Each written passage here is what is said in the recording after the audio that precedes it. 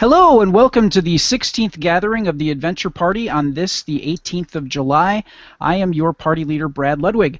We ask that you peace tie your swords, holster your blasters, and make sure you know the difference between a shuggoth and a deep one while you're gathered at the meeting table. As always, the second in command here at the Adventure Party is Glenn Bittner. He is a movie reviewer on the YouTube show The B-Movie Bunker and is the creator of the RPG Mistrunner. How are you this fine evening, sir? I'm quite well, Brad. Thank you for asking. You sound like you took a tranquilizer before the show, sir. You all right? Oh, just fine. Just winding down from a long day, I bet. Winding down. Gotta leave here and go paint some happy trees. There you go. Or some miniatures at least. Yes. Our guest today is game designer Kenneth Hite of Pelgrane Press. He's the Pelgrane Press publishes a number of RPGs, which include Owlhoot Trail, which I have played and enjoy the heck out of, 13th Age, Gumshoe, and much, much more. And Kenneth has worked on and created the game settings in Gumshoe for Trail of Cthulhu and Night's Black Agents.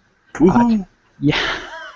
You know, the more in the course of getting things ready for a show, I went down the rabbit hole and I looked at all this stuff that you are a part of, sir, and it's fantastic, and I can't wait to talk to you about some of that.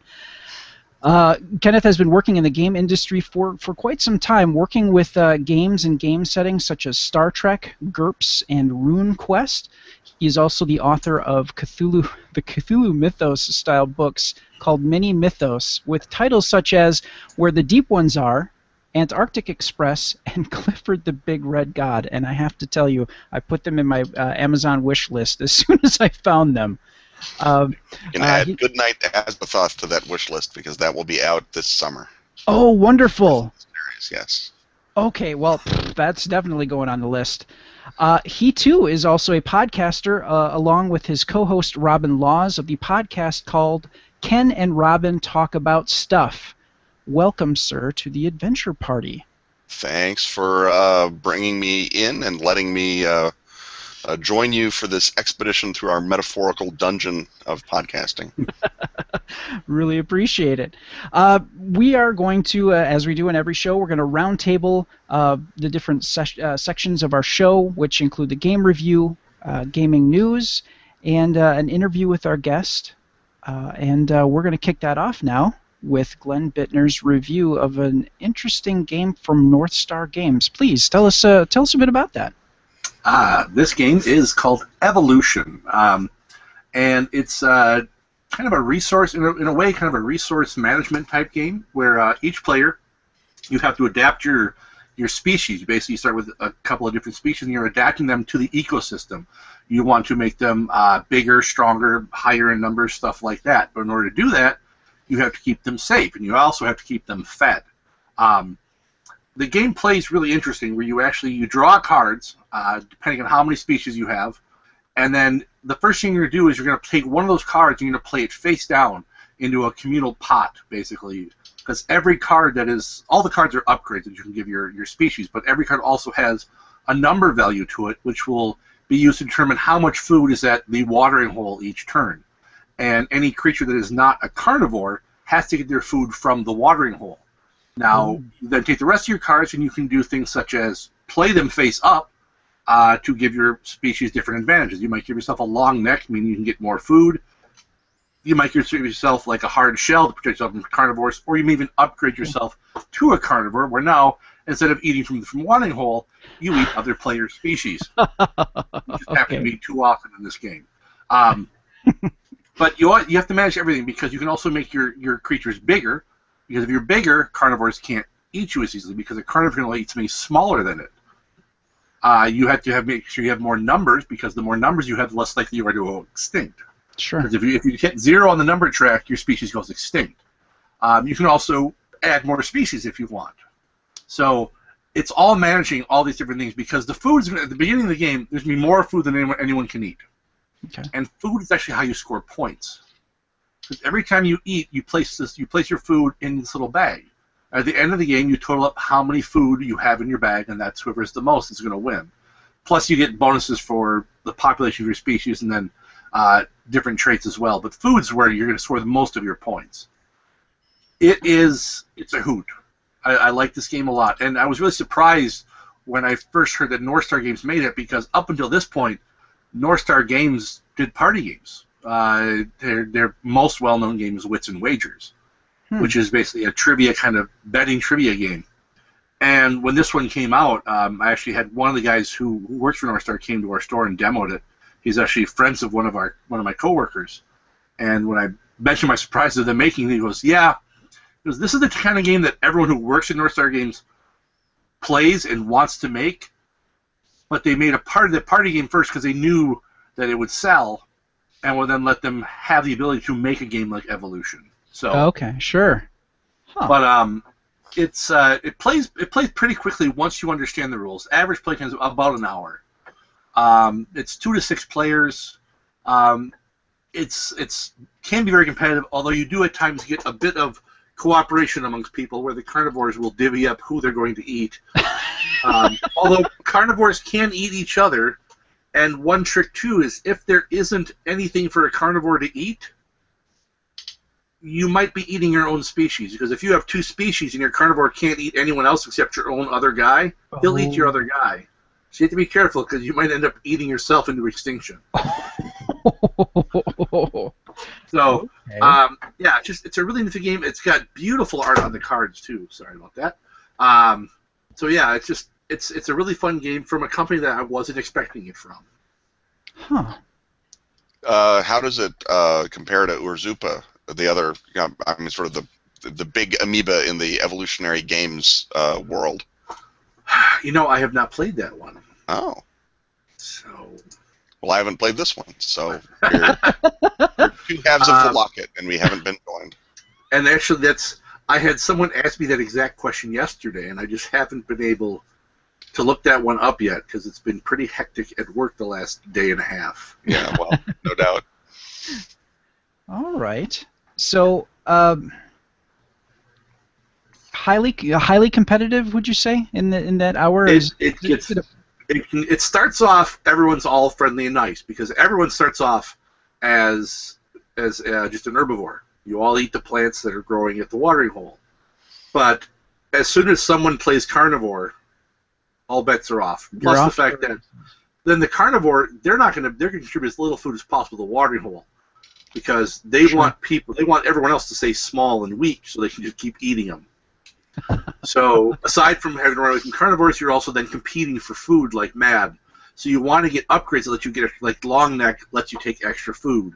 And there's some things, there's like scavenger, which if the carnivore kills someone and eats them, you just take an extra food out of the watering hole because you're scavenging the remains. So competition for food becomes very fierce, even amongst the herbivores, because the food supply dwindles. The bigger species get, the more they need to eat. Sure. Oh, okay. Wow, that sounds like a really. It doesn't sound like a beer and pretzels kind of a game, or would you classify it as really? More of a twigs and steaks. Fair enough. Yeah, no, I think it's casual enough, because I mean it depends how many people are playing. It can get kind of crazy. I played it with 6. And that gets crazy because it's a lot of people to keep track of what their species is. Most people will be running 1 to 3 species. So even if everyone's only running 1, now you got to keep track of 6 different species plus all their upgrades. And most people are going to have 2, so now you're talking 12 species with all their upgrades. So now it's like, okay, so you've got the guy who is size 4, but because of this upgrade, he hunts at a size 6. So I got to make sure my guy's bigger than a size 6 to not get eaten by you. But if I'm too big, this guy over here has all these upgrades to let him take extra food, so I won't be able to feed my guy, so he's going to die anyways. So maybe I'll focus on my other person over here. So there's a lot to keep track of. So if you have too many beers, I think you're going to miss out on everything that's going on. So it's a survivalist resource management game. Yes. Okay. Very interesting. All right. Well, thank you for that, sir. We're going to jump into the news here. Modiphius to create games based on John Carter series of books. Modiphius is going to be making a couple of new games based on John Carter, which was written by Edgar Rice Burroughs. Modiphius has announced 2 games based on the material, an RPG and a board game, and they will be releasing some collectible miniatures for the RPG as well. John Carter, the role-playing game, is set for a Christmas 2015 release, so just a few months away here. It will use the 2D20 light system, also used in Mutant Chronicles Infinity and the Conan RPGs. Characters will be able to explore Barsoom, which is the Martian name for Mars, as we call it on Earth, from its deserts to its ancient cities. There will be stats for all the major characters from the books. And to help augment the RPG, there will be the miniatures that I mentioned before, which are being released spring of 2016. Now, also being released that spring of 2016 is John Carter, Warlord of Mars, which is a board game that will allow the players to save Barsoom from all evils, from scientists to ancient forces to other things. I like how they sinisterly put the ... other things. This article was from Tabletop Gaming News. Now, I've had the opportunity to play the Conan RPG, which was a lot of fun and very true to the feel of the books. And who here saw the John Carter of Mars movie? Do I really have to admit that? You don't have to if you don't want to. That's all right. Kenneth? No, sadly, or happily, I saw the trailer first, and so it was like, well, if you don't want me to see the movie, then I certainly don't want to see the movie. I mean, that just seems fair, right, Disney? I mean, why would I question them? They edited the trailer, right? You know, and their whole marketing strategy, originally it was Princess of Mars, and then they changed gears and changed the title, and that was, at that point, you just well, kind of because they figured that boys wouldn't want to see something called Princess of Mars, so they changed it, and then no one saw it. Oh, that was so, and it's a wonderful film, and directed by okay, now we're turning into a movie review podcast, and I apologize for that, but Andrew Stanton is the guy who created Finding Nemo, and he was the director of this film, and it's a shame it got a bad rap. It was a lot of fun, but going back to Edgar Rice Burroughs, it's kind of cool to see a company that already has the Conan property, and I don't know if you gentlemen have had an opportunity to partake of the Conan RPG, but it's to me it's very comforting to know that a company that has done Edgar Rice Burroughs right is going to be picking up this property as well and adapting. Conan is not Edgar Rice Burroughs, though. Conan is Robert E. Howard. Oh my God! Yes, you're. Oh. Brad. I know. Now I feel terrible. I mean, it's still sword fights and brunettes. So I mean, you're half right. But, See now, look at. See now I'm embarrassed. All right, but in my defense, their styles are not dissimilar. I'm trying to redeem myself here. They're both dead. Well, there's that too.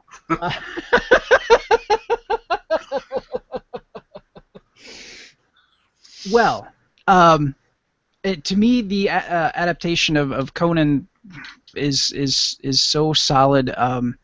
You know, magic is not as wondrous as D&D magic. It does stay true to Howard's vision. So it's kind of cool to see them getting the chance to do something like that with this property. Yeah, I mean, Modiphius has generally done a pretty good job with their various licensed properties all the way across the board. So I assume as long as whoever the sort of lead designer or whatever has got a genuine love and understanding of the Barsoom novels, I think it'll probably be, you know, just as successful as the other Modiphius stuff has been in terms of recapturing that original spark.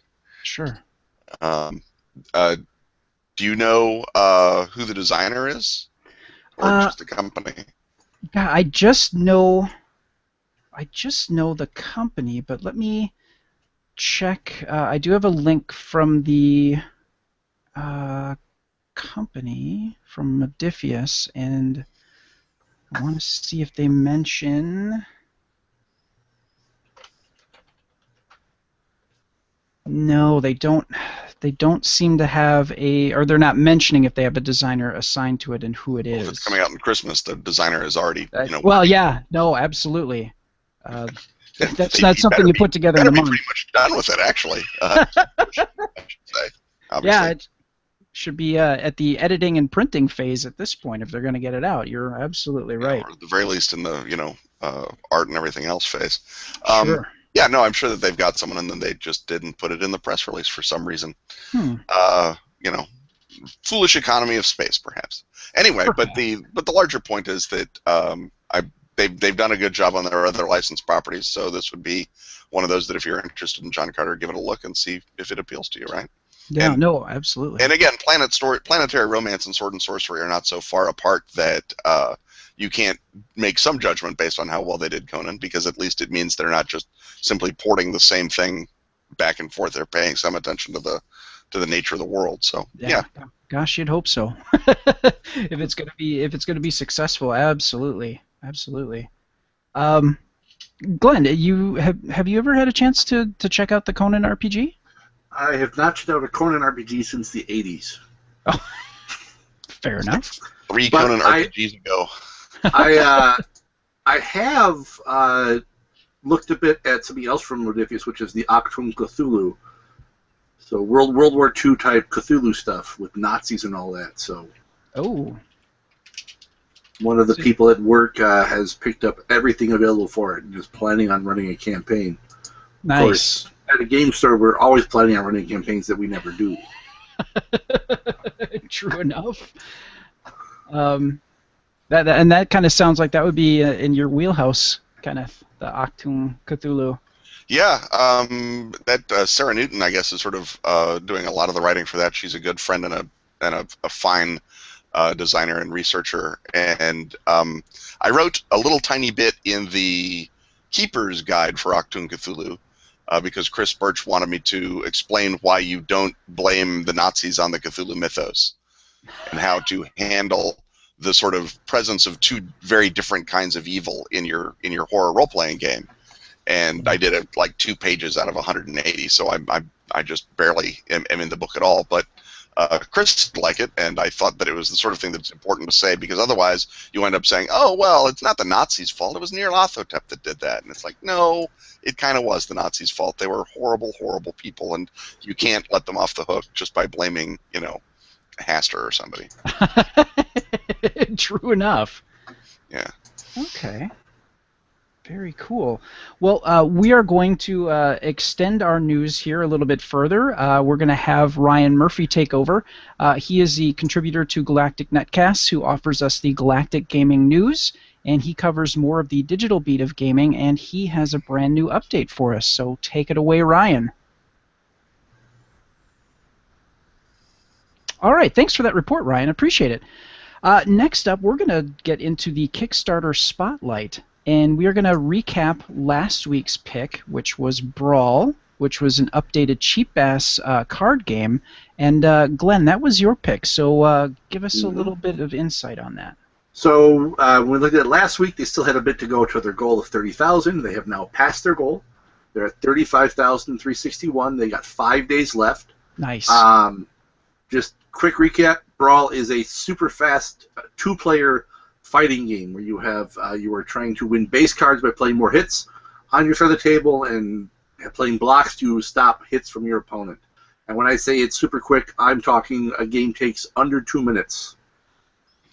It's a no fooling around game. No fooling around. So, and if you get a chance to, if you've seen in our show notes, you can click in there and you can see the listing for Brawl and watch the video. Watching the two gentlemen play the game, the two gentlemen play the game, and it's moving. So it's something where you need to pay attention to detail, and if you don't, you're gonna lose. So you only have 5 days left. Yeah, and for the cost of what it takes to get in, $21 gets you 2 different Brawl decks, which is the minimum that you need to play. So $21 to get in on a game, that's next to nothing. That's really cool.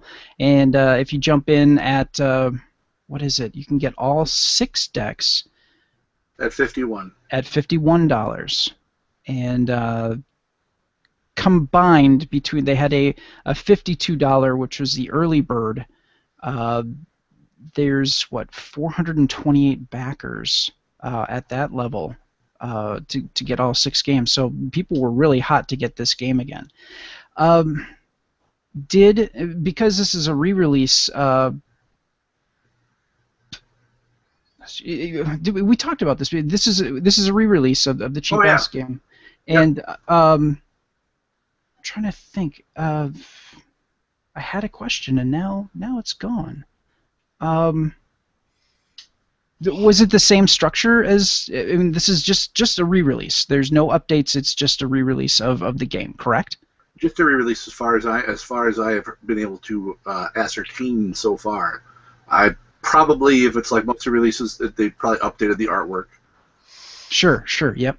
But that's about it. It's pretty much the same game. Okay.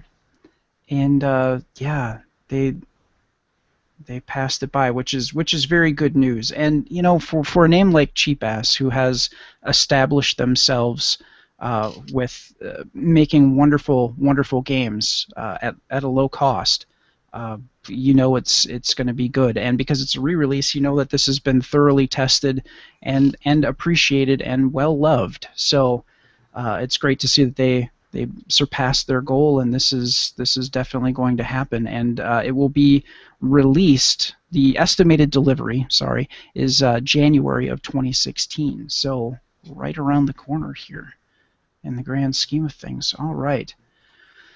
Well, we're going to talk about our spotlight, our new spotlight, which is called the voting game, which is, it's a party game. So we've got a little bit of a theme going there.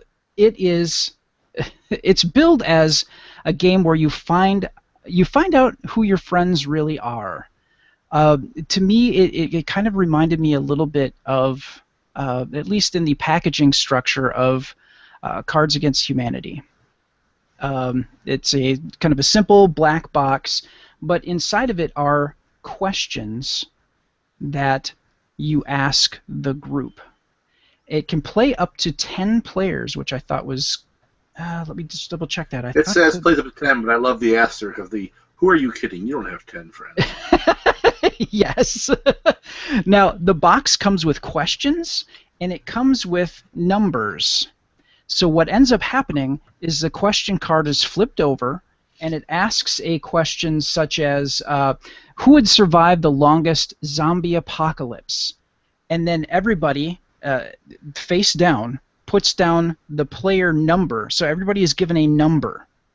And then everybody puts down their number card as to who they think would, in this particular case, survive the longest in a zombie apocalypse. And then it's scored by how many times you particularly win each question. It's really kind of a neat concept.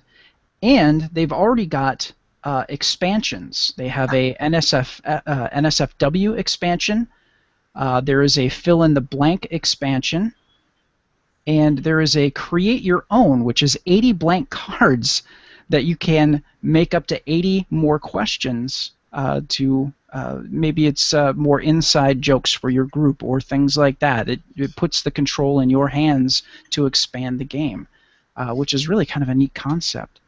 $25 gets you in at the ground floor to get the original, the core game of voting, and $50 gets you all 3 expansions, which is really kind of cool. And if you decide to go big, you can spend $90 and get 2 copies of the core game and 2 copies of each of the 3 expansions, which is really kind of cool. looking at this right now, their goal is 7,500, and with 30 days to go, they're at 4,000, just about 4,500. So they are more than halfway there. So this looks like something that's going to absolutely happen. So based on what I've seen here, it looks like this would be a very, very fun game. It doesn't take too long to play, and it's kind of like, and I know you don't like Cards Against Humanity, Glenn. And I don't know, Kenneth, if you had an opportunity to play Cards Against Humanity. Oh yeah, I've played it. And it's a game where really nobody wins; you all lose a piece of your soul. But it's kind of a neat approach to doing a party game like that can include a lot of people and be entertaining. Would you, based on that short overview that I gave it, does that sound like something that you guys would play if you were at a party? Well, I mean, if I'm at a party, I'm there to socialize. So if everyone else is playing, their Cards Against Humanity or that or Werewolf or whatever, you do it because that's why you're there, right? That's just politeness. Would I break it out and say, "Hey guys, let's do this instead of drink and have fun"? No, of course not. But one is not always in charge. That's what I've found out in this life. That is very true. That is very true. Glenn, what say you? Yeah, if people wanted to play it, I would play it with them, but I would probably enjoy this more than Cards Against Humanity because there's at least a little bit of room for creativity, which is my biggest complaint with Cards Against Humanity is that there's no... It's just simply, oh, okay, I will play Auschwitz because that's offensive. There, I'm done. And this, in this, you might have to put a little more thought into it. And I can see there actually being more discussion after the answers are revealed, with the person who's like, "Why do you think she would last in the zombie apocalypse? She'd be the first one to die. You are all idiots." Yeah, that as opposed to someone just going and crying, because they actually know a child with ass cancer, and that's not really that funny. Yeah, I'd give you that. Yeah, I could see that making or breaking the voting game, making or breaking some friendships, for sure. And it's going to be an interesting. We all have our own personal view as to what we can and can't do and what we're all about, and to get that chance to see yourself through somebody else's eyes could be a wonderful experience, or leave you curled up in a ball crying in a corner of the room. So. Yeah. Well, and right now, not everyone, but a lot of people are trying to be the next Cards Against Humanity. They want to be the game that everyone wants to play and everyone wants to own, and they can sell, and they want to be the guys who can say, "Hey, you know what? We're going to sell poop in a box, and people are going to buy it, and people will buy it, and we'll sell out." These people, they want to be that next, that next person who can do that. Yeah, and Cards Minimal Against effort, Humanity. maximum reward. Yeah. That's the American dream, isn't it? I think it's a lot of people's dreams, actually. I mean, you have people who really do work hard, but a lot of people, if it's if you could put in 5 hours of work, you get $1 million, would you do it? Most people are going to say, yeah, I'll do it. Well, I don't know, 5 hours, that's a lot. I mean, like all at once, or just spaced out over a week? What are we talking about? I mean, maybe a week. Yeah, all right, maybe. We'll talk. Just send me the prospectus, and we'll get on that. And that's the thing too, is they want to be that because some people are people who haven't worked in the game design field at all. Just think that I make a game and I'll just make $1 million. No, that's not most game designers. Well, I mean, Cards Against Humanity sort of managed to, strike while the iron was hot. It had a really great graphic look, which is, I think, a big part of it. And it managed to ride that sort of viral wave really, really well. So, regardless of its merits or demerits as a thing you do with friends, allegedly, you have to look at the way that they handled the actual marketing, production, all the professional. They did marketing great. All the professional hard part, to me, of game design, the part where you get your game out in front of people's eyeballs, make people talk about it. That's something that, when it happened, it wasn't just a flash in the pan. They're still, cranking along. I mean, Max and the guys are in Chicago, so I've met them, and I've got friends who are in business relationships with them. So it's they're still moving along, and they're trying to move from strength to strength. But there's plenty of people that I know that who have been handled or who have been handed massive success and managed to piss that away because they had no idea what to do with it. And that I think is the real difference, right? As to who's going to stick around. It's not entirely your game design chops, although it helps that Cards Against Humanity isn't obviously broken, possibly because there's barely a mechanic to it, as you alluded to earlier. But but the ability to present it, sell it, market it, expand on it, and reinforce it, those are things that are not easy to do either. And so they deserve all the credit for that, and for trying to stay in the field and come back to it. So it's not an either or. But just like after Magic came out, like you said, everyone wanted to be the next Magic cards. And you got 150 cards with crappy art on them, and surely people will trade them. That didn't happen either. And so I think a lot of people are looking at that sort of adult party game space that Cards Against Humanity pioneered, or re-pioneered, because it had been around a lot before in other games, but pioneered it for this century at least.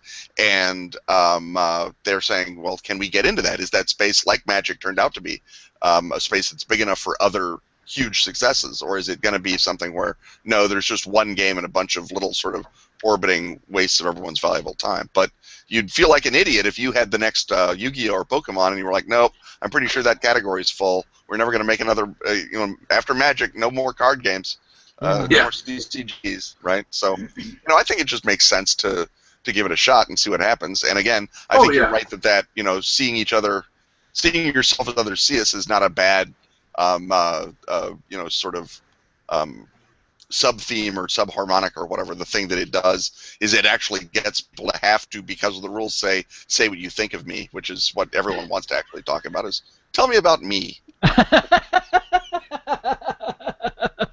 No, that's very true. And I'm assuming if you are playing this game in a party atmosphere and alcohol is involved, I'm sure that things will probably get very truthful and very real fairly quickly, especially as the evening goes on. It could happen, that's for sure.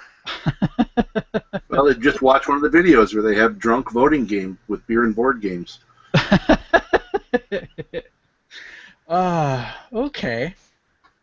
All right. Well, now I'm so glad that we got you on the show, Kenneth. I had originally reached out to Pelgrane Press to talk about Gumshoe. I had a few friends that one in particular who had never really run a system before and heard about Gumshoe and what it was about, and that really appealed to her because it really focused more on the mystery, at least through her description, through the mystery, and not so much the mechanics of the dice rolling. And while it is a part of it, very minimal. So it's a game that rewards story planning and story thinking about more than it rewards mechanical mastery, just because there's so few mechanics to master. Sure. Right? So you wind up spending your extra cycles, writing, adventures and thinking about how do I present this clue in an interesting way. No, and I have to give props to any game with Trail of Cthulhu. I know, I can't remember the exact skill name, but it's basically run away. Fleeing.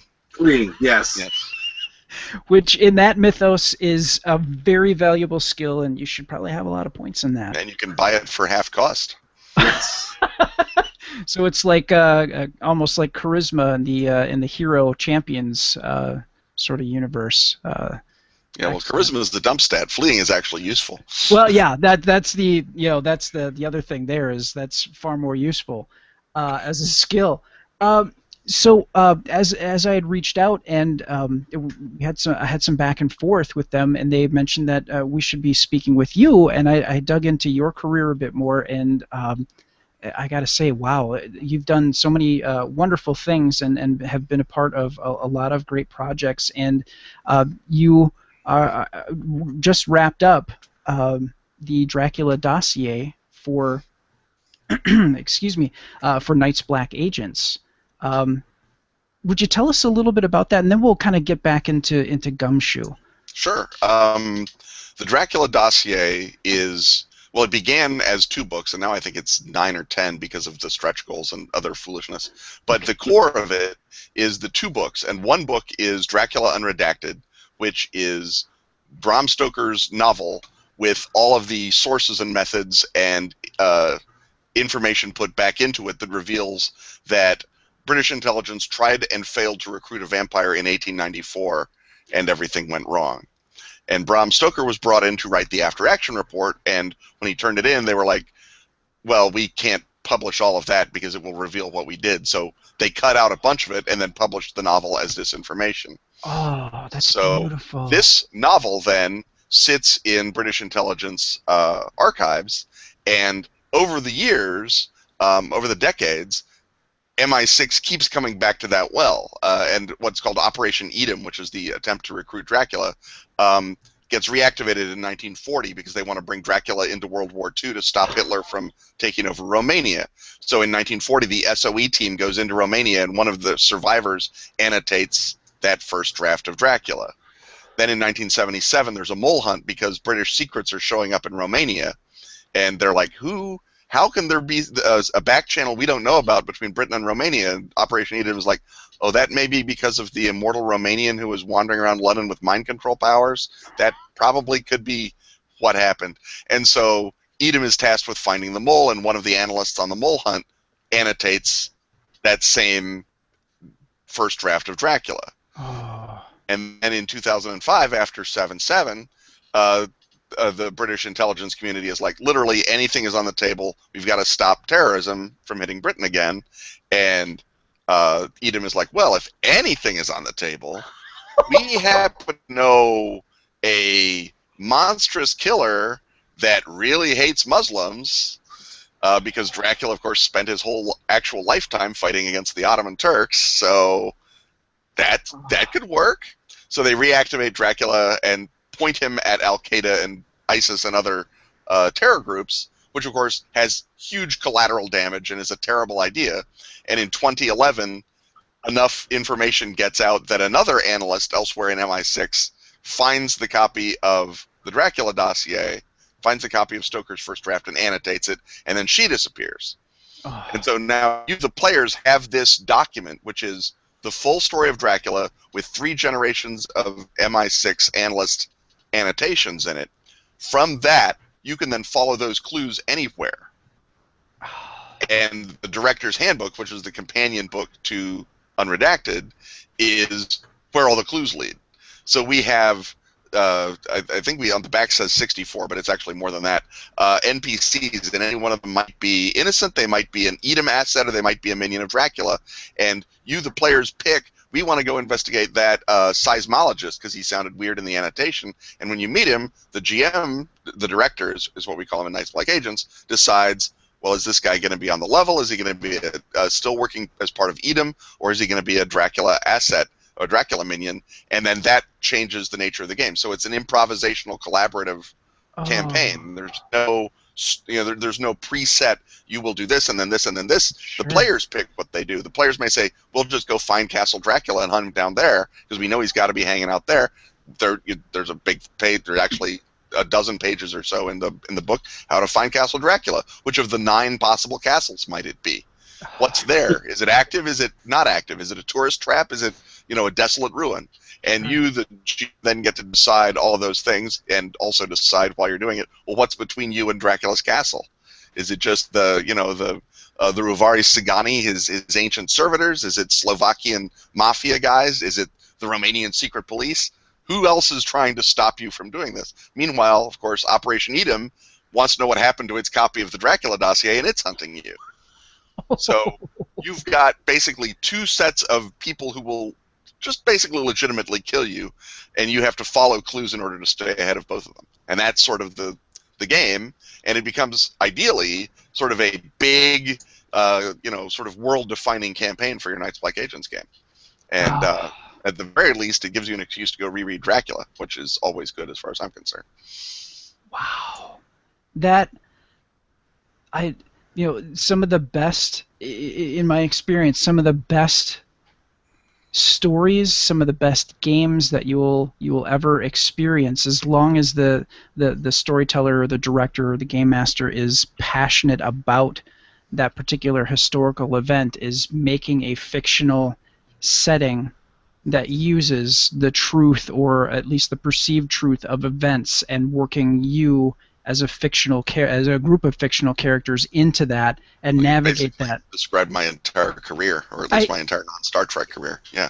Exactly, and looking, especially at your love of Lovecraft and the work that you've done in that mythos, especially when you get to like Trail of Cthulhu and things like that.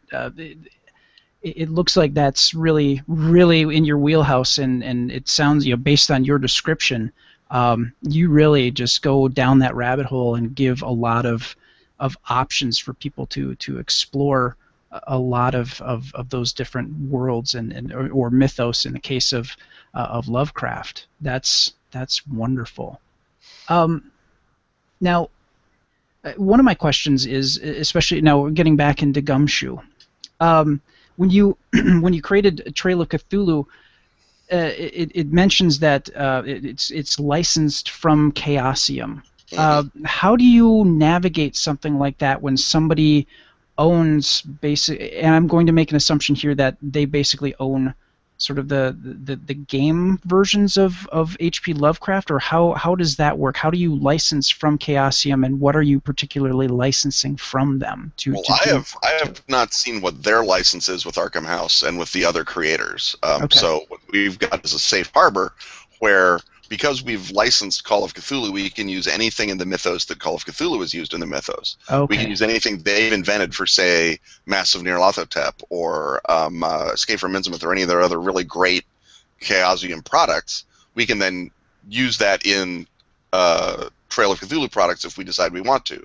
So we don't have to go back to Brian Lumley if we decide we want to put something in, because Chaosium has already gone to Brian Lumley, right, in theory. Sure. And they've got stats for his monsters and whatever in their books, and so we can just go and take it. And so when you work, because Lovecraft is in the public domain, Robert E. Howard is in the public domain, parts of Robert Bloch's early stuff are in the public domain. August Orleth is not in the public domain, which is what will catch you, because he contributed a lot more to what we think of as the mythos than a lot of people remember. Like Byakhee are his. If you use a Byakhee, you're taking Derleth. You're not doing Lovecraft. So, or at least if you call it that. But what going through Chaosium does is it lets us just not have to worry about what's in public domain and what's not, and just do whatever we want to do, as long as Chaosium has already done it in a supplement somewhere. And since they've been doing supplements for 30 odd years, going on 40 years, I guess now. They've got lots of stuff that we can borrow from and sneak into our game and maybe give it our little half turn and put our spin on it. But in theory, you can write your own Lovecraft-based role-playing game and have a great time with it. But getting a sub-license from Chaosium, I think, is just kind of polite, because they did sort of pioneer the whole field, and it's the whole reason anyone's buying your game in the first place. And B, in our case at least, it does make creative decisions a lot broader and a lot more open, because we have so much more to choose from than we would if we were just trying to run in that same little path of definitively public domain stuff. Sure. Okay. Now I want to kind of ask a more personal question. Knowing that you do appreciate H.P. Lovecraft a great deal, and in hearing you speak of Lovecraft, you know the mythos. I'd be willing to bet inside and out.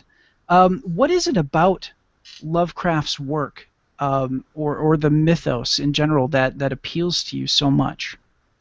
Well, I mean, there's sort of a lot of different levels of.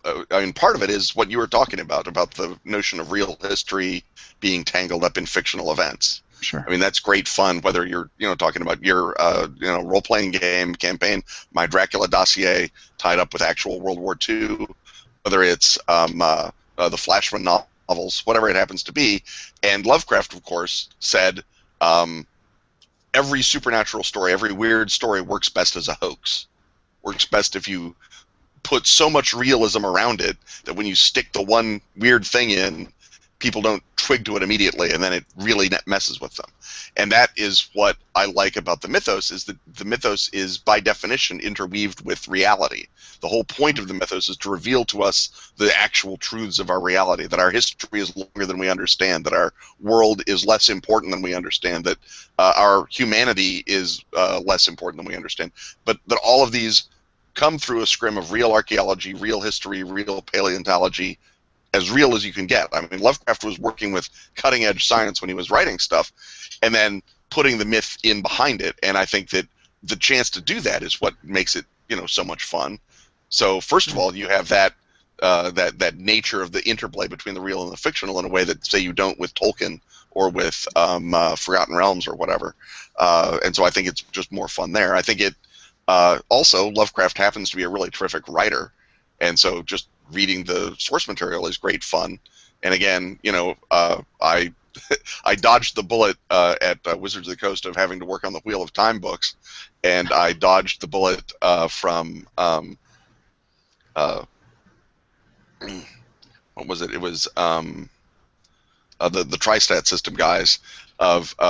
They offered me the line developership of the Song of Ice and Fire books, and I started reading those, and it's like, well, this is like the Wars of the Roses, but without the actual part that's interesting about the Wars of the Roses. They just put in some dragons and direwolves, and well, now I don't care. So I left that project because, again, there's no connection to reality, and also because Martin is, he's not at his best, I think, in that sort of long form style. I think his short stories and his horror novels, his earlier stuff, was considerably better. I'm obviously in the remotely small minority commercially, but I don't think it's his prose style necessarily that gets people coming back to those novels. I think it's just the unfolding of the dire, horrible action, and people just want to know, what beloved character is going to get it in the next.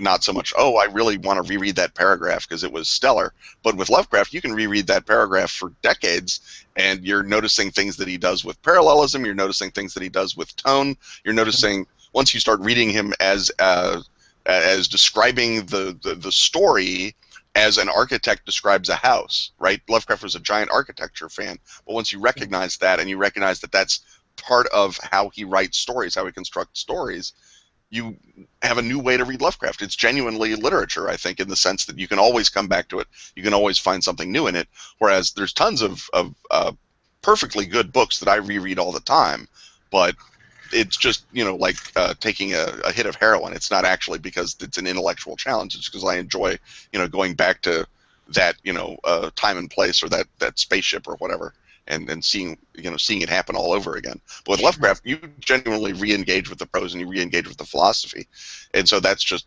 great fun, by itself. And the mythos is hugely gameable in a way that other fictional settings aren't, because the characters are so weak.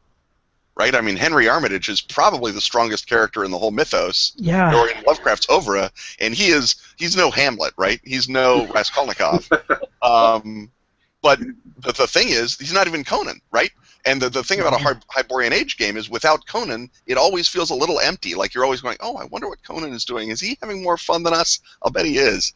But if you're in the Lovecraft universe, you're having a more interesting personal story than Nathaniel Wingate Peaslee, because you're reacting to it in a human way. And Lovecraft did not value characterization. He thought characterization was a waste of time in weird fiction. And you can say he's right or he's wrong. Obviously, his weird fiction he was right for, maybe not for everybody. But because the characters are such ciphers, you can put your player characters into those roles and into those spaces in a way that you can't do if you're like, oh, I'm the other consulting detective besides Sherlock Holmes. Or, I'm the other starship captain besides Kirk and Picard. And I did 2 Star Trek games in a row, and we knew that everyone who played it, had to get over Kirk flinch or Picard flinch Yeah. or later on Cisco flinch, right? Because they were like, oh, well, this is Deep Space Nine, but it's not really Deep Space Nine because I'm not Cisco. And even if they are playing Cisco, they're not playing him the way that Avery Brooks played Cisco, like a crazed, drunken Shakespearean.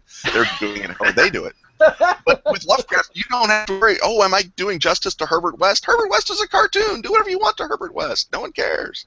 Yeah. It's now that you've explained it that way, I look back at the Dunwich Horror and, the Armitage and the other professors show up, they do some stuff, and that's pretty much it. That wasn't the importance of the story. It was the journey of the Whately family and how the Dunwich Horror came to be. And the sort of invert theology that he's doing, where he's simultaneously working in Arthur Machen's universe, but he's also parodying and travestying everything that Machen believed was the most important, because for Lovecraft, the nihilism was the most important. And to write a nihilist Machen story by itself is impossible, and Lovecraft did it, and he did it great. See, so it's just an amazing piece of work on a lot of levels, on a whole ton of levels, as well as just the physical, the quality of the prose is great. That's one of the best first lines in weird fiction, right? Is when a man takes the wrong fork in the road at Dean's Corners, he later discovers he was on the road to Dunwich. It's like, oh, the wrong fork in the road, that's so perfect. Yep. But Armitage, like I say, he's the closest thing there is in Lovecraft to a character with personality, because he's got two whole dimensions to him.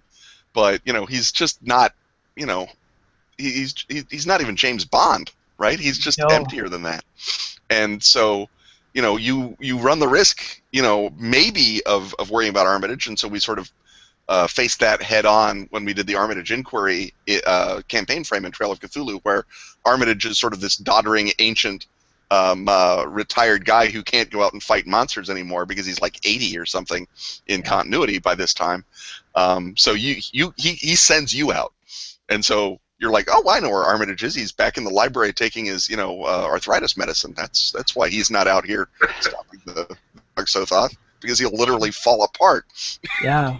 Well, I mean, even in Dunwich Horror, he, going through the diary and everything, he's falling apart there mentally. He nearly kills himself decoding the diary. Yeah. Another great Machen touch, right? The notion that the diary is actually poisonous and toxic and damages you from. It's the closest there is in Lovecraft to the thing that people think is in Lovecraft, of a book that will injure you by reading it.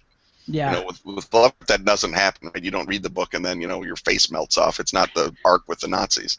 Sure. What happens is you read the book and then later you see something. You're like, oh crap, that crazy mythology was real. Now my whole worldview is turned upside down.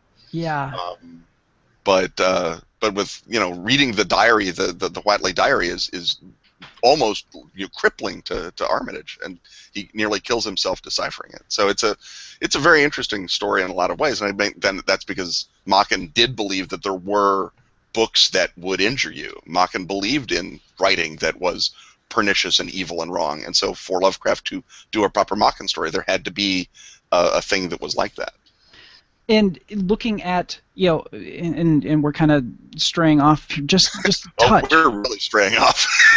Well, I mean, but we're still, Trail of Cthulhu is still a project that you're part of. But the whole, in Chaosium, the sanity mechanic and knowing things that you shouldn't know or man wasn't meant to know, wearing you down, grinding you down, and can ultimately destroy you, just is such a wonderful mechanic, I think. Yeah, it's one of the greatest mechanical decisions ever made in the history of role-playing. It's one of the reasons that Sandy Peterson will always be a legend in game design, is because he came up with the reverse of a power fantasy as the way to drive that story, the notion of the death spiral of sanity. And, I tried to sort of do obeisance to that in Trail of Cthulhu, where you can play in the purist mode or the pulp mode, and in the pulp mode is like regular Call of Cthulhu, but in the purist mode you never get sanity back.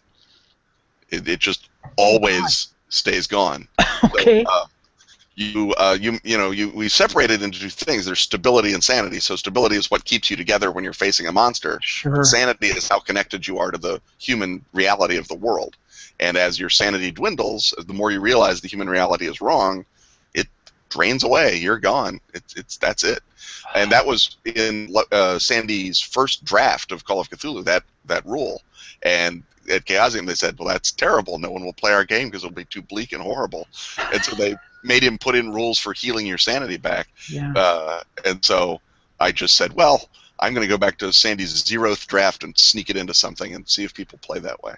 And we've had a lot of really successful purist scenarios get published, and we've had a lot of people who play it that way. So I'm happy to sort of be letting people play a Sandy Peterson mechanic, even if I have to design it myself. Oh, that's wonderful. That is wonderful. With Dracula Dossier, we spoke about that earlier. It was a Kickstarter-funded project. Mm-hmm. In the time that you've been a game designer and continue to do so, what do you think of Kickstarter? Do you think it's been a good thing for the gaming community, or do you think it complicates things? Well, I should preface this by saying I don't own a retail store. And I think if I own a retail store, then I might have a different opinion. Okay. Or at least a more nuanced opinion. But as a game designer, it's an unalloyed good because it provides immediate contact between me and my audience. Sure. Right? I can say to someone, hey, do you want me to nearly kill myself for 2 years writing about Dracula? And they say, yeah, we'd love to see that. As opposed to me saying, gosh, I hope if I nearly kill myself for 2 years writing about Dracula, I can sell it. Which I'll say just right out, I don't work on a project for 2 years if I can't sell it. Sure. So the fact that I was able to go to the audience and Pelgrane was able to go to the audience and say, do you guys want this? What do you want to see? Do you want these things that can go along with it? And then they respond as enthusiastically as they did.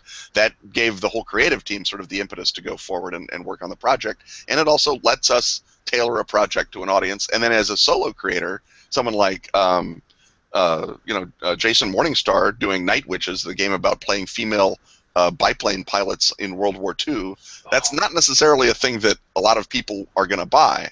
But Jason Morningstar, because you can go on Kickstarter, can get the 4,000 people or whatever the number is. Sure. The 500, I don't know what the number is because I haven't checked the number of backers. I know I backed it. But he'll be able to say, well, I've been able to hand sell it to those 900 people. And no game store in the world is going to stock that in depth because why would you? What are the odds that you live in the same town as one of the people who wants to play a female biplane pilot in World War II? But Jason can find those people, and so you can target that audience. And so between the ability to raise capital ahead of time, which is another sort of leveragey advantage, but just in terms of creative opening, you can write a game about anything in theory, and assuming you can sell it and assuming you can find the audience that wants to buy it, yeah, you can produce more games. And I think more games, by and large, is good, and more games that people want is so much better. I don't know if you guys were around in the late 90s, or the mid-90s, right before the card game boom happened, yep. And after White Wolf had come out, and everyone was like, well, I can Photoshop art. I have a better skill system than that. I can do my game. And so it was all the guys who wanted to do D&D, but no, our D&D is better than D&D. And now it was all the guys who wanted to do Vampire, and our Vampire is better than your Vampire, and all Shadowrun, but it's better than Shadowrun. It was just horrible. You'd walk around Gen Con and see these poor guys that had mortgaged their house or something to print 5,000 copies of books, and it's just taking up space in their garage and being a fire hazard, and no one wants it because, of course, they don't want their pretend Shadowrun. They want to get a real Shadowrun. Sure. And it's just awful.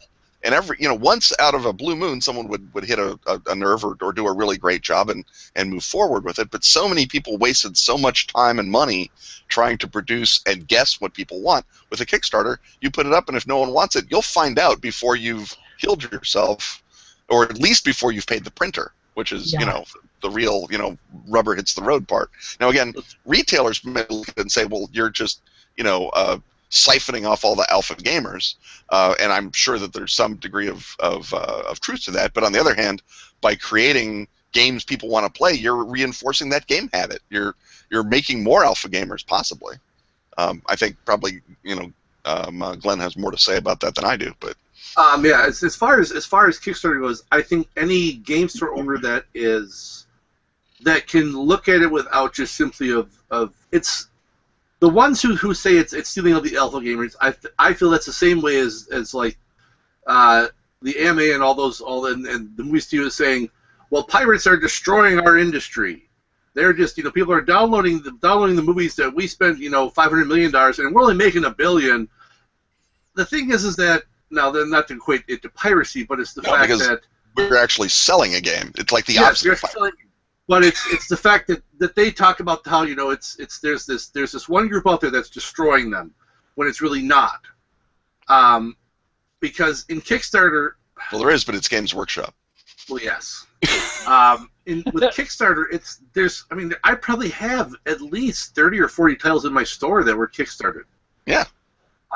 So that's 30 or 40 games I wouldn't otherwise have in my store.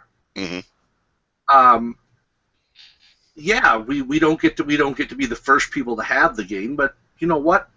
That's not everyone who's going to buy it. If every game stopped selling after the Kickstarter, some companies would be like, well, okay, we'll do this one thing. But a lot of companies are like, well, if I can get 6,000 people to back it on Kickstarter, then distributors start saying, okay, yeah, we'll take copies, because that's where a lot of that comes in. Is then because you're building the audience for it. You're creating the audience. So something that has been impossible virtually until now. Yeah. And then also, you can look at the Kickstarter campaign and you'll be able to see how that game was marketed, and so you'll know how to sell it better, maybe. Yes, exactly. And there are some... or at least know how I think it should be sold. It's been more with some of the companies now. With some of the companies that the established companies that run these will do retailer levels as well. Yeah, we had a retailer level for Dracula Dossier.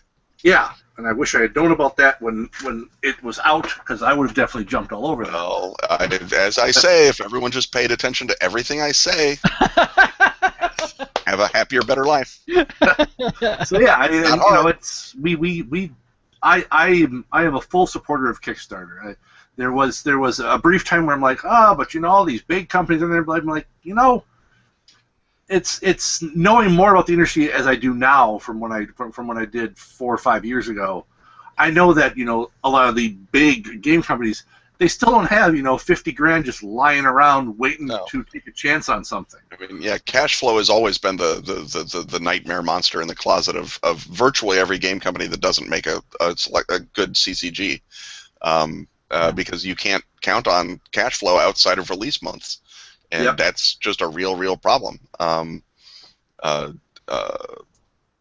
George Vasilakos, who runs Eden Studios, has a game store in Albany, New York, called Zombie Planet. And that solves his cash flow problem, and it also solves his marketing problem. Sure. How do I sell this game to gamers? He sees gamers all day who don't want to buy his game. He's like, oh, right, that's a terrible idea. I shouldn't market it. I shouldn't produce it. I should produce something that does sell. And so if I were a mid-tier game company by myself, which fate, thank God, I've avoided, that would be a really tempting thing to do. Would be to try and combine it with a game store in some fashion. Admittedly, George is just really good at running game stores, so it probably would blow up on the landing pad if I tried it. But I think that it's interesting that he's found a way to have cash flow and also have a lot of other things that a mid-tier game company needs, and then also provide a good service to the people of Albany. So good for you, George. And we talked a little bit earlier about Gumshoe, and what would you say if you were to talk to somebody who may have played an RPG system or two, and you wanted to talk to them about Gumshoe? What separates Gumshoe from like a system like, say, D20 or something like that? What is the point that it really shines, would you say? Well, the point of Gumshoe is that it is optimized for solving mysteries, and mysteries can be as broad as what's going on this planet, like Ashen Stars. They can be as narrow as where's this sniper coming from, like in Night's Black Agents, or they can be as involute as what horrible alien monstrosity underlies creation in Trail of Cthulhu. But what they do is they make solving mysteries a point of progress into the story, not another delay before you get to the story. Because in Gumshoe, you never fail to find a clue, right? If something is a clue that will move you into the story, you automatically find it. That's just the rule. Yeah. Because if you look at, virtually every mystery, what novel, TV, movie, whatever it is, they never show the detective look and say, well, I guess I didn't find anything. Fade to black. Yeah. Right, fade to black. It's because that would end the movie, or at the worst, it would just waste a chapter of the novel, right? And even in mysteries with a ton of red herrings, the detective is like, he's finding something. He's finding out eventually that this guy's a red herring. Now, most players don't have the patience to sit through, even 5 red herrings, to quote Dorothy Sayers. But, you're still finding things out. Peter Wimsey doesn't show up to the door and say, hey, I wonder if I could talk to you about your wife. And they say, go away, Peter Wimsey. He's like, well, there you go. That was it. Sorry to bother you. He still gets the have a good one. No, you still find the clue, right? On CSI, when they do all the luminol on the walls, they don't then say, well, I guess there was no blood spatter, there was no fingerprint. No, they find something, and then that goes to the dude who takes his glasses off, and excitement happens, right? That's what moves you into the story, is finding out the answer, finding out the clue. Or finding the clue, and then the story is how do you put those clues together, and once you've put them together, what new danger does it lead you into, or what new solution does it offer? In Nice Black Agents, the sort of the thriller economy is information leads you into danger, surviving danger gets you more information. Sure. Right? And in Trail of Cthulhu, information is poisonous, but you have to ingest enough to understand the bigger poison, right? In Ashen Stars, information lets you literally solve a scientific or a cultural mystery, right? An anthropological or technological mystery. And so all of those, procedural space show, spy thriller, Lovecraft, you don't think of any of them when you ask, are these mystery games? But they're all mystery games because they're all about finding information to get to a set point. And once you have that insight, I think a Gumshoe game moves you through your play space more effectively and more interestingly than saying, okay, roll to see if you spotted the elf footprints. No? Cricket, roll yeah. elf lore to see if you recognize the packets of elf crisps they left behind. Didn't make that either. Oh, man. If you don't find the elves, this is going to be a long, boring adventure. Yeah. And, roll spot hidden to see if you see the elf who's still here napping. No? Really? Well, he is an elf. I mean, the thing is, all that's doing is just frustrating you. And all right, so it's simulating reality, but you're not playing this game to simulate reality. You're playing this game because the story is going to happen at some point. Something and it's such a momentum killer, too. Right? Yeah, and so there are ways around it. Plenty of GMs have sort of house-ruled ways around it. Robin is just the guy who said, well, I'm just going to write down your house rule and put it in the front of the book, and then everyone can play that way. Won't that be great?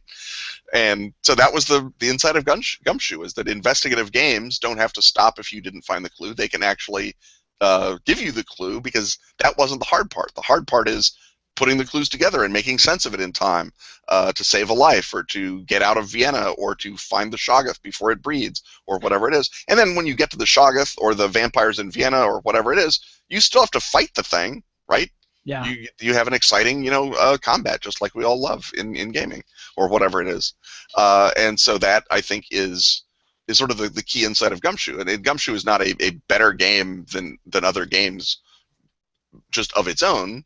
It's optimized for a thing, right? It's like if you say, what kind of car do you want? Do you want a Maserati or a Jeep? It's like, well, am I going to be driving along the corniches on the coast of France, or am I going to be driving into the woods? Because my answer changes radically, right? And it's two different things that are engineered for the same purpose, even though they both have 4 wheels and an engine. And I think in a lot of cases, role-playing games can be engineered for specific experiences and specific kinds of handling, and Gumshoe is engineered for that kind of handling. And then Robin and I and Kevin Culp have written games that play into its strengths, as opposed to writing a game saying, gosh, I hope our rule system works. we know what the rule system can do. We write games around that, and Sure. and that's sort of the insight, such as it is of Gumshoe. And of course, you can Gumshoe anything. You could say, all right, I'm playing D20, and we just never fail a skill check if it's going to get us more information, right? Yeah. So you never fail your tracking check, your dungeoneering check. You may fail it if that makes the game more interesting, right? If the tracking check is actually, did you get surprise on the elk people or not? But you know, if the tracking is just, can you follow them to the actual combat? Then yeah, you make it and everyone's happy. So it's not like Gumshoe is anything just gigantic and revolutionary. You can take it and use it in any game you're playing already. But we happen to think that it works really, really well for the games that we've done, because those games are optimized to use that mechanic and to make the most of it and to sort of play off that and produce other kinds of knock-on effects. Once you start understanding that you're using story economy as opposed to real world, counting bullets or liters of blood, Yeah. that opens up a lot of different sorts of game design space, I think. Sure. No, yeah, nothing is worse than killing the momentum of the game because you can't move forward until you find the thing. Well, that's certainly what we've come to believe at Pelgrane. Yeah, and from what I've seen with Gumshoe and what you're telling me, I'm probably going to buy the system tomorrow and try to convince some other folks to play it, because Great. that's right up my alley. Let me recommend Nice Black Agents, because there's a hell of a campaign coming out for it. When you talked about Dracula's Dossier, that blows me away. That level of, the best lies are wedged between two truths kind of approach to everything, and that I'm such a firm believer in that whole philosophy that this is totally up my alley. So I will be buying that tomorrow. Great. What in speaking of creating settings around like Gumshoe or things like that, what kind of recommendations would you make to somebody who is interested in maybe not just creating their own role-playing game system or designing their own, but creating a system, a setting around a system, a pre-existing system like Gumshoe? What kind of recommendations would you make to somebody who would be interested in that? Well, I mean, there's sort of two ways to answer that. There's sort of the practical way. Make sure that the system you're making things up for already has an installed user base.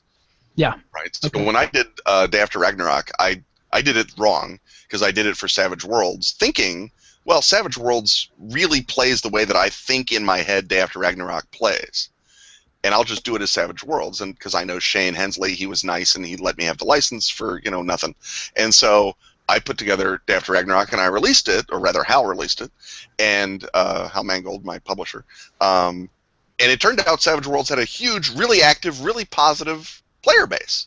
But I stumbled backward into that knowledge because I didn't know.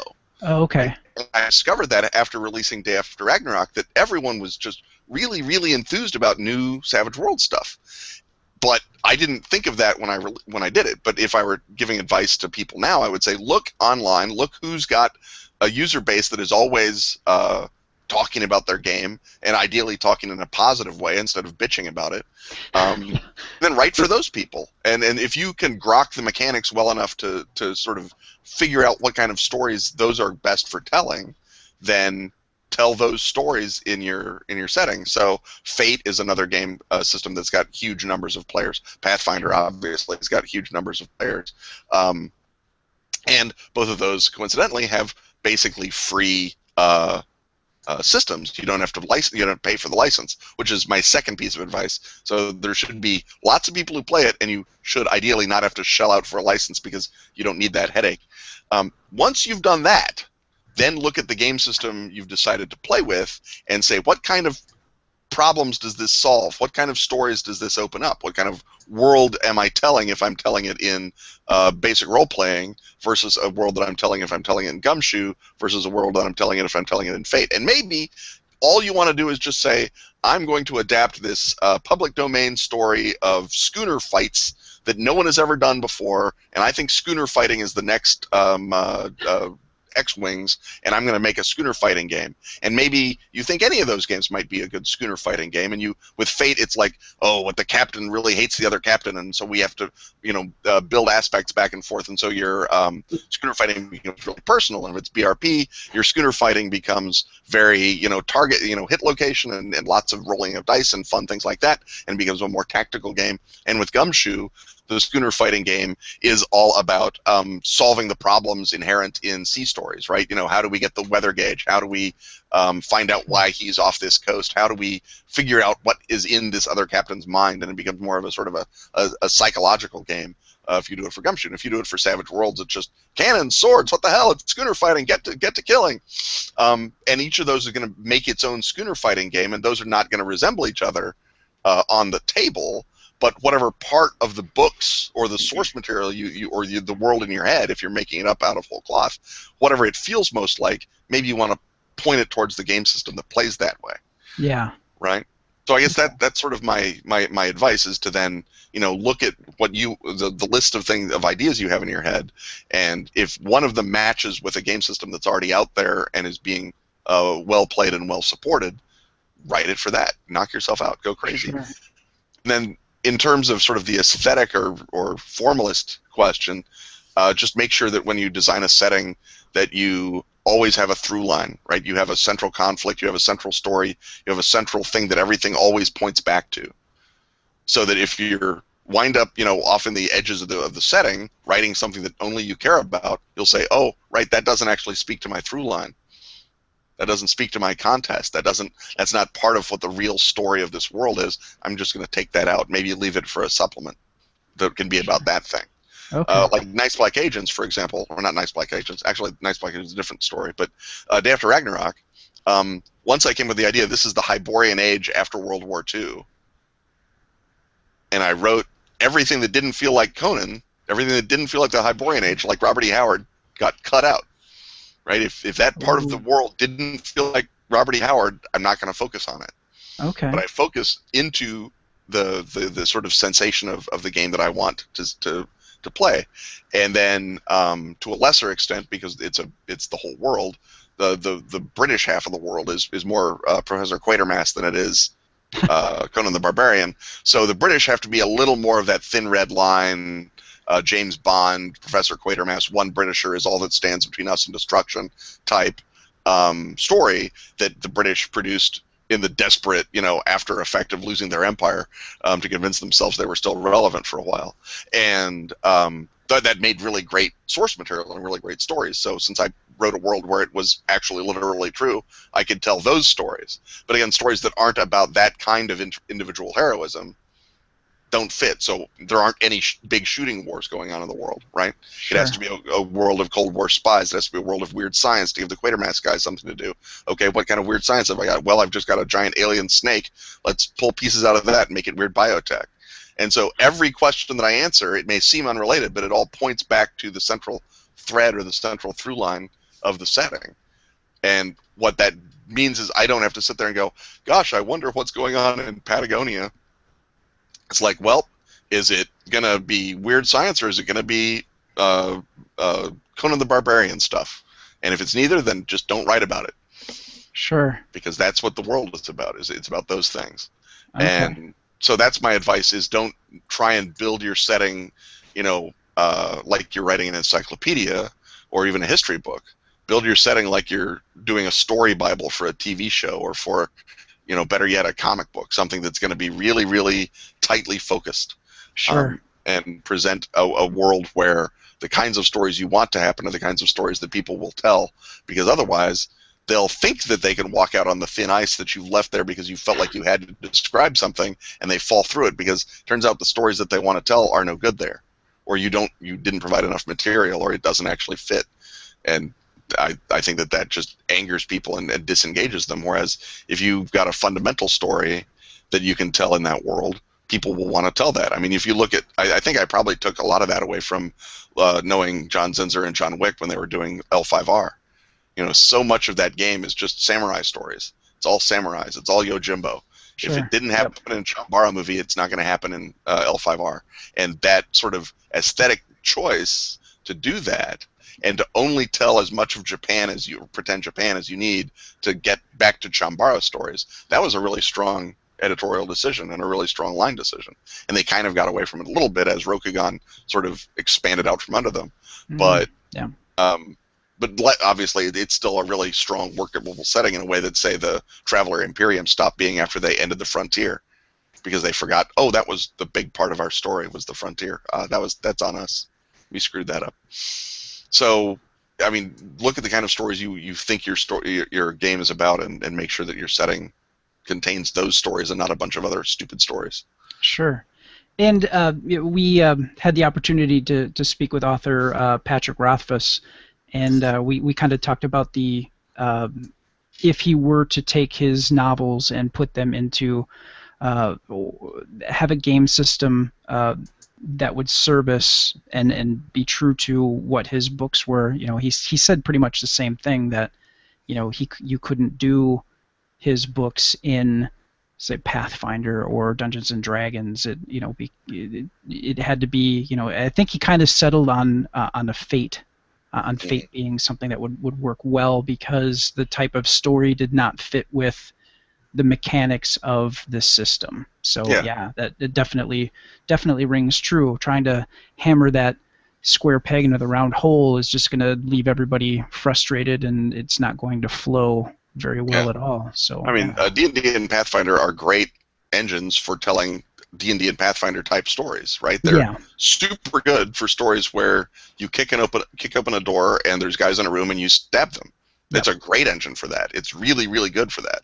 And when you read, say, an R.A. Salvatore novel or the Dragonlance stuff, that feels like D&D, and you say, yeah, I can see how D&D works in that. That's a D&D type world. Yep. It's just that not everything is going to work that way. If you try and take stuff that Gary and Dave were using as their inspiration, you try and play 3 Hearts and 3 Lions as D&D, you'll just be a sad, lonely person because it won't work. Sure. Right? Okay. No, absolutely. I couldn't imagine it being any other way. And being the person that's trying to construct a story, the amount of hair pulling that you'd end up doing trying to make a mechanic work, in a system that is just not really built for, is just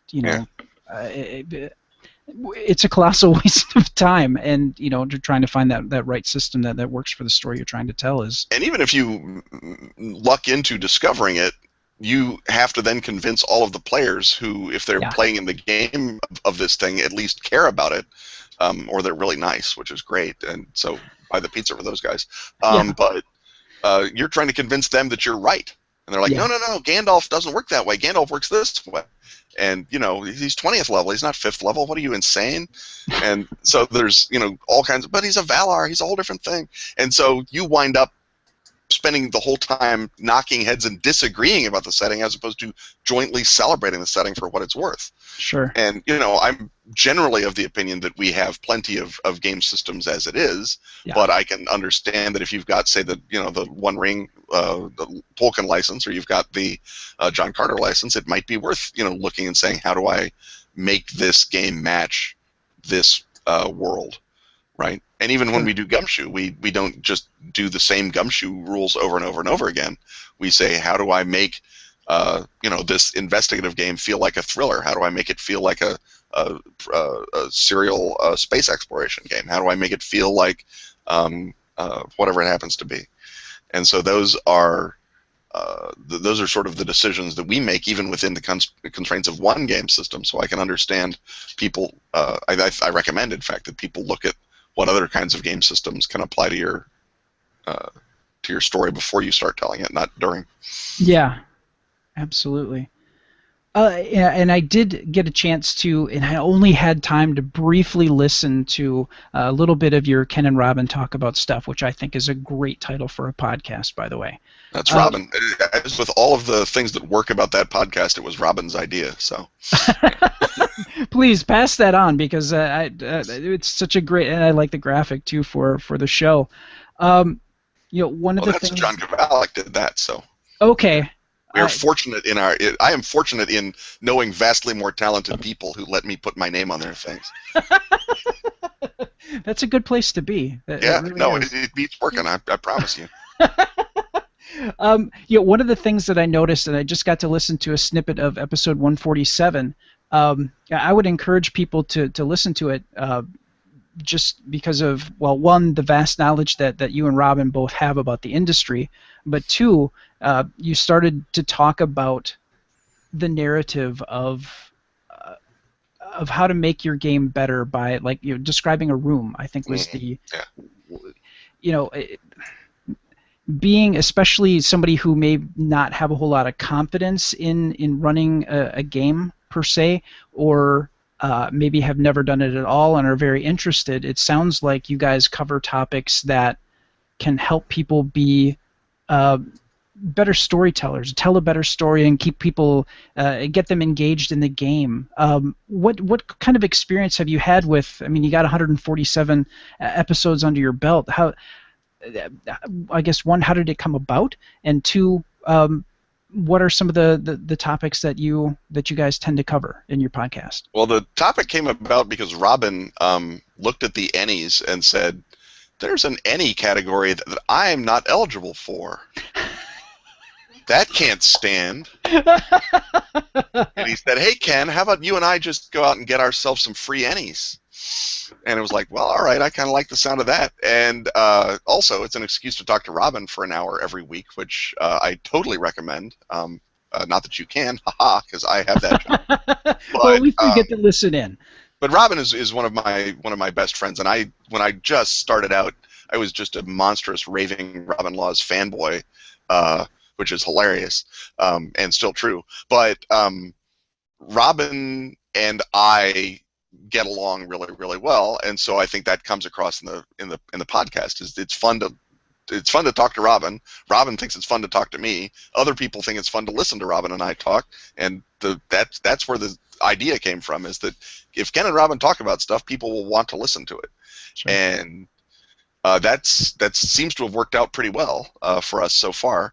The things we talk about, every episode, there's going to be one installment of the Gaming Hut, which is where we give, sort of, to the extent that we give anything that's useful. This is useful, oftentimes play tested, in that Robin and I have both been GMs for forever. How to make your game better, and it might be a world building thing. It might be a, like you say, a technique at the table that you can use. It might be about pacing, or it might be about whatever. And so every episode there's going to be something about gaming, and it's going to be really gaming focused and straight up gaming focused. And then there's usually going to be a thing called Ken's Time Machine or Consulting Occultist, which are just Ken wastes everyone's time with nonsense. And Ken's Time Machine is I go back in time and I fix something or change history.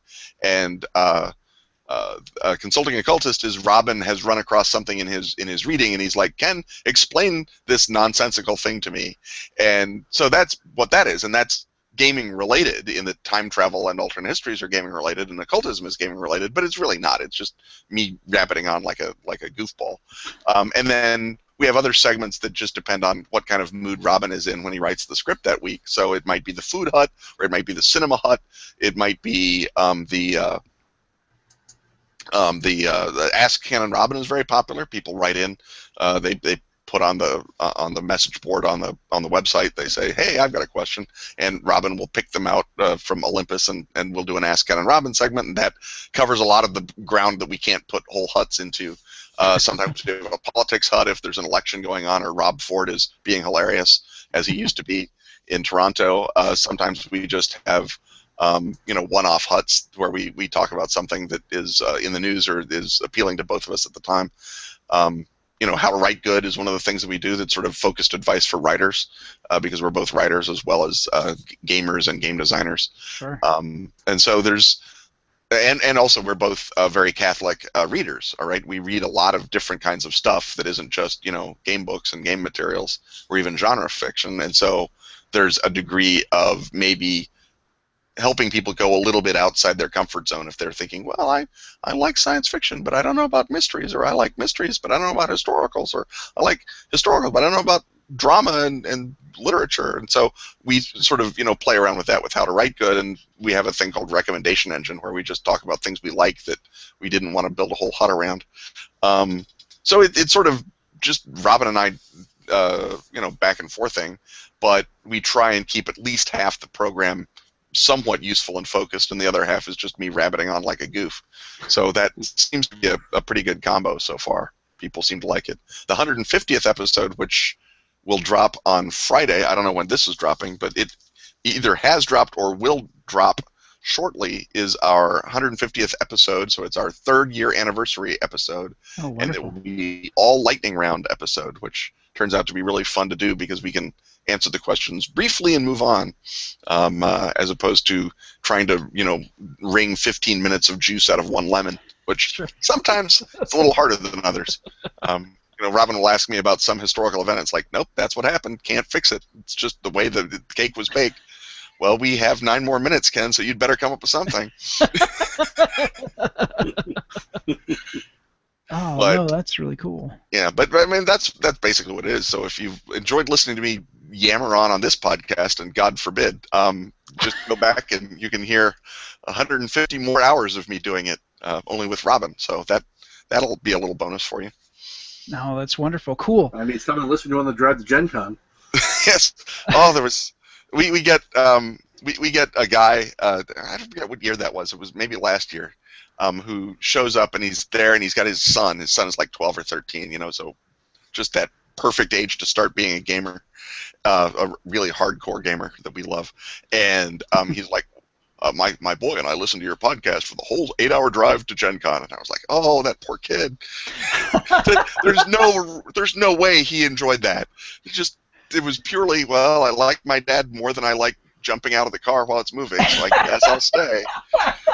But it was just awful. I could just see the pain in his eyes. And so, yeah, but no, we do get people who listen to it on their commute or whatever. And, I find that when I'm talking in my normal register, people will say, "Are you Ken Hite?" Because now they recognize my voice, which is deeply strange.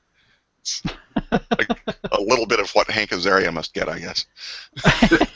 Well, especially as a game designer, you're kind of more behind the scenes and setting things up for other people to tell stories and use their voices. So I guess that's got to be quite a shifting gears. Well, it is and it isn't. I mean, all creative people are egotists, and any creative person who says he isn't is just a bad liar. No one gets into it. No one produces art. No one produces anything to be anonymous about it, right? No one, even the guy who builds your IKEA table is like, I built that IKEA table. And if you say that's an IKEA table, he'll be like, yeah, I built it. And I just put my name on the IKEA tables that I build. So yeah, I mean, any sort of signed production is something that you are fond of and you want people to like and enjoy. So it's the thing about writing in general and game writing in particular is it is a kind of an anonymous thing to do, and you're solitary. You're in your little cubicle writing all day, and I get feedback from my cat, mostly of the form, "Why aren't you feeding me?" and from my wife, which generally comes in one or the other of that same tenor, but when the larger audience responds, it's always really, really gratifying. And so finding a new way to attract that sort of attention is actually just more fun. It's not a kind of a different fun. It's just weirder because I'm not used to people recognizing my voice yet, I guess. Yeah. It's just a strange thing to have. It happened I was at a play in Chicago a couple of weeks ago, and a guy said, "Are you Ken Hite?" It's like, yes, I am. And fortunately, he was very nice and complimentary about it. He wasn't like, "You're wrong about the Battle of Poltava." So that's never happened. But, but he was like, "Oh, that's why I'm at this play. It's because you talk about Wildclaw, and so I came to their theater." And it's like, "Yay, the system works." That's really cool. Yeah. All right. Well, I think we're gonna end the interview, and I think we're gonna wrap things up here. So. Because I'm looking at the time, and I think we're running a bit long here, so I apologize for that, Ken. It seems to happen on a lot of podcasts that I go on. I don't know what it is. Poor time management on their part, I suspect. Well, I'll shoulder the blame on that. Yeah, it's hard to end a good conversation. So I think we are going to endeavor to do that, though. Um, Hello, my name is. It's something that we do on galacticnetcast.com. Find the Adventure Party page, and it's an opportunity for you, the listener, to highlight a character that you've enjoyed playing. Maybe you've played something from Chaosium. Maybe you played something from Pathfinder, and you have a character that you're really, really proud of, or Gumshoe, for that matter. Perhaps. And you want to tell us about it, we'd love to talk about it. If you go to galacticnetcasts.com and click to the Adventure Party page, we have a link there for Hello, my name is, and we have a short form for you to fill out, basically just your name, about your character, a little bit about yourself. And yes, we do ask for an email address. No, we do not spam people. We have no interest in starting a newsletter and having you buy our thing, because we don't have a thing for you to buy. The only reason why we ask for your email address is if we use your information, your character, we talk about that character, we'll email you a certificate that you can frame or maybe put at the bottom of your bird cage if you so desire. But we'll email that to you, and basically it just says, hey, we talked about your character, and we really appreciate you taking the time to send that to us so that we could talk about it. So we did get some feedback that I wanted to talk about. Our show, we record it through Google Hangouts, which it first is seen by folks visually, and then we convert it to an audio podcast. And we had a viewer on YouTube comment on a couple of our episodes. Episode 8 with Andy Gilly, this particular, and I didn't write down the name of the person, and I should be beaten for that. And it was such a great and unusual name, and I could have swore I pasted it in. Oh, there we go. Mehoshika Farood is the name of the user on YouTube, and he commented on episode 8. While I haven't ever played any tabletop RPGs, I enjoy watching your conversations. Subscribed. And on episode 9, went on to say that was the episode where we talked about our favorite card and board games and RPGs that Glenn and I enjoyed playing. I recommend that when you're mentioning how something looks, that you put an image of it. And you're absolutely right. That's my bad.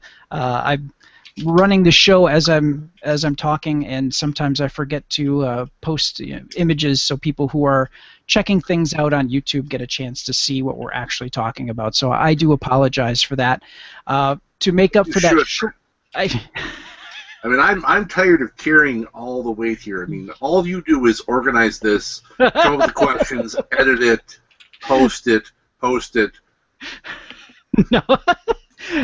No, it's one of those things where to make up for that shortcoming, if I do miss that, we do have show notes that accompany. I try to go back and put them into the YouTube. If not, definitely on the audio version, we have full show notes of what happened in the episode and links for you to click so you can see the things that we're talking about if we do forget to put them on YouTube. So I do apologize for that, but there is a way to take a look at that if you didn't get to, if I forgot to post that on YouTube for you to see. So great point, and we will endeavor to do a better job of that in the future. So thank you very much for that feedback. I really appreciate that. Going to wrap things up here. I want to thank Kenneth Hite for taking the time to talk to us. I really appreciate that. We had a great discussion with you and talking about RPGs and the podcasts that you do too, and great insight into RPGs. So I really appreciate that. Where could people go? Where would you recommend people go to find out more about you and your work, so that they can experience it? Well, this is the part where Will Heinmarch tears out his hair, because he has held my hand so very, very nicely and tried to get me to set my website up, and it's still sort of living in its nascent universe and is not out. So for now, go on Facebook and friend me, or whatever it is you do on Facebook, and on Twitter, follow me. and I'm relatively omnipresent, or at least I'm relatively consistently present on both. And if I've got a project coming out, oh, believe me, I will plug it there. Also, of course, listen to the podcast. Robin and I have a segment called Among Our Many Hats, which is blatant self-promotion as opposed to the concealed self-promotion of the rest of the podcast. So you can pick up on some of the stuff that we're doing by listening to the podcast as well. But yeah, I'm at Kenneth Hite on Twitter, and I'm just good old Kenneth Hite on Facebook. So go right ahead and friend and follow, and you will know at least as much about my life as I do, possibly more. Fair enough, fair enough. And Glenn, I want to thank you for once again joining me on this ride and talking about games and gaming, things that we love so much. Where can people go to find out more about you or Mistrunner? You can just follow me on Twitter at Naked Hobo. You can find me on the YouTubes with my movies at Naked Hobo Productions and the B-Movie Bunker. And you can just find me on Facebook, B-Movie Bunker and Mistrunner RPG. Nice. All right. You can find Adventure Party by going to galacticnetcast.com. That is our home. You can go there to find out more about the social media outlets that we're a part of. I mentioned earlier that we record this and it shows up on YouTube. That's where you get to see the unedited version after we do the show. We try not to get too wild on YouTube. And when we do the audio version, we cut out some of the pauses, some of the extra ums. We just try to make a more polished version of the audio product based off of the video version. We are a little bit behind. I've actually got somebody helping me to try to help fix how far behind we are. We're about 5 episodes behind as of this point. We'll be 6, and we are doing an episode tomorrow with Benjamin Loomis of Cinescape Productions, Sirenscape Productions. And that's going to be really kind of an interesting thing, talking about music and gaming. And so we are endeavoring to get things caught back up. Should have things back hopefully within the next week here. We should have things caught up again. But you can check us out on iTunes and Stitcher. If you do, please take a moment to give us a review. Negative, positive, either way, it can help shape the show.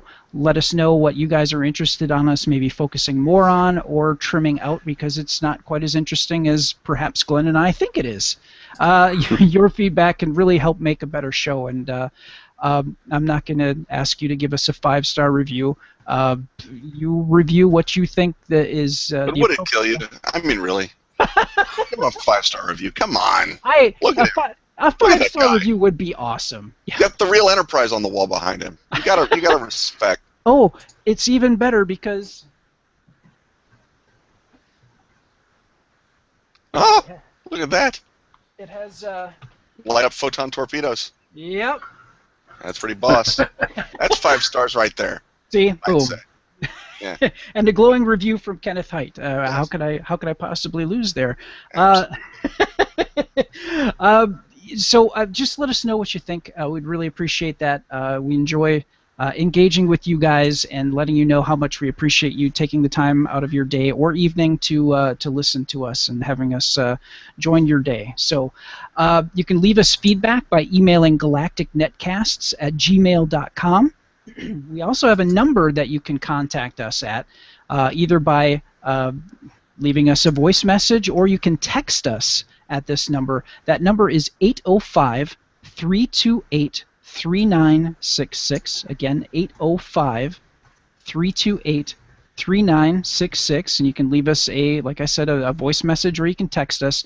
You can also go to galacticnetcasts.com, and we use WordPress for our site, and we have a really cool plugin where if you click it, and the link to it is this red box that's off to the right-hand side. If you have a microphone attached to your computer, you can actually leave a voice message directly on your computer, and then it just emails to us, and we can get your feedback all instant-like, as the interwebs is so good at doing. So thank you very much for joining us on the Adventure Party.